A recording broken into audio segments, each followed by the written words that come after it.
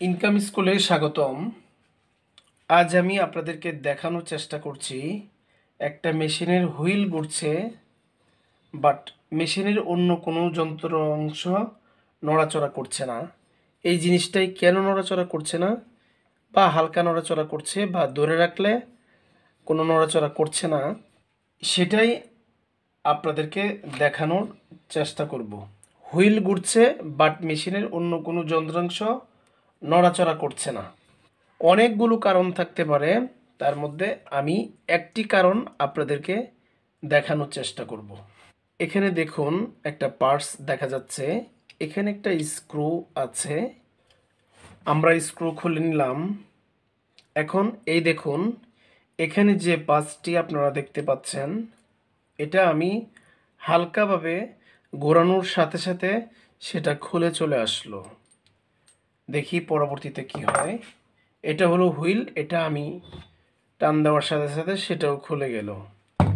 এখানে তাহলে ঘটনাটা ঘটলো কি, এই জিনিসটাই আপনাদের বুঝতে হবে। এই হুইলটা এখানে মেন রোডের সাথে ভালোভাবে অ্যাডজাস্ট হয়নি। ভালোভাবে সেট আপ না হওয়ার কারণে বা যে কোনো কারণে সেটা লুজ হয়ে গেলে এরকমভাবে শুধু হুইল ঘুরে মেন রোডকে ঘোরাতে পারে না, তখন এই সমস্যাটা সৃষ্টি হয়।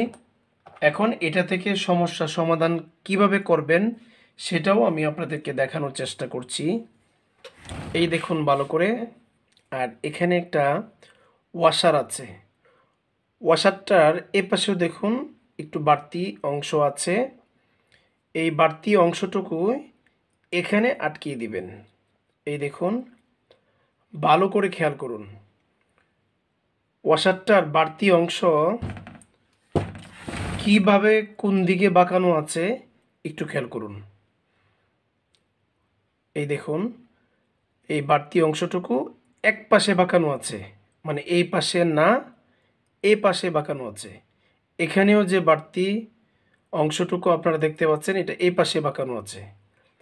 বাড়তি যে অংশটুকু সেটাই আমরা ভিতরে দিব।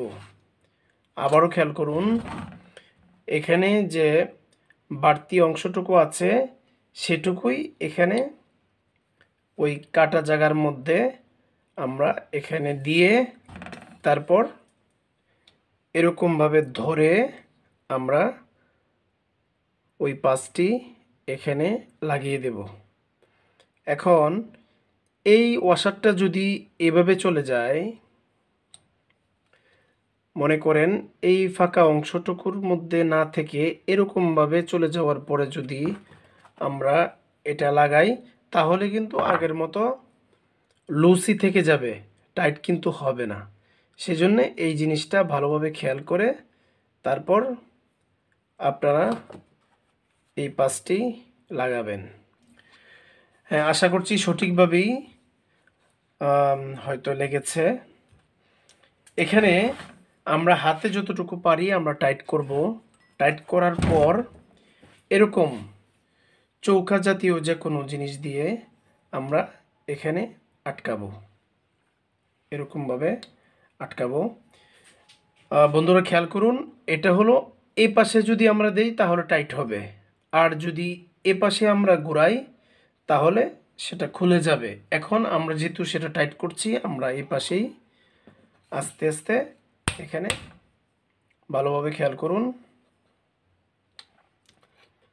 এই যে এখানে যে ছিদ্রটুকু দেখতে পাচ্ছেন যেখানে একটা স্ক্রু লাগানো ছিল, সেখানে আমরা আলতোভাবে এখানে আঘাত করব। এটা এখন আরো ভালোভাবে টাইট হয়ে গেছে। এখন এই দেখুন, এখন কিন্তু দেখুন এই হুইলটি ঘোরানোর পর নিডেল বার ওঠানামা করছে। এখানে আমি ধরে যদি এখানে আমি সেটা ঘোরানোর চেষ্টা করি, তাহলে দেখুন এখন আর ঘোরানো যাচ্ছে না। তার মানে সেটা ভালোভাবে সেট আপ হয়েছে।